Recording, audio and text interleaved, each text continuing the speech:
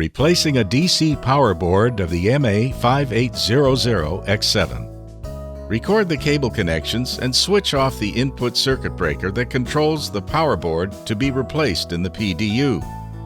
Remove the cables.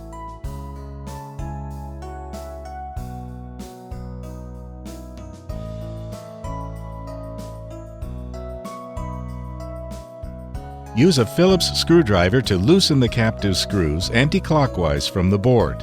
Hold the board handle and pull out the board smoothly along the guide rails of the slot. Properly handle the board according to the specifications. Please pay attention to these items.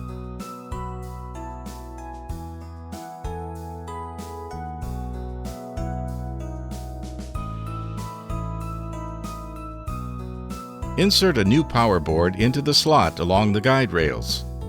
Use a Phillips screwdriver to tighten the screws on the board clockwise.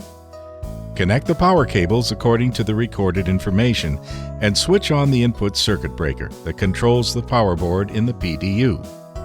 Check the power indicator on the power board. If the indicator is steady green, the power board is running properly.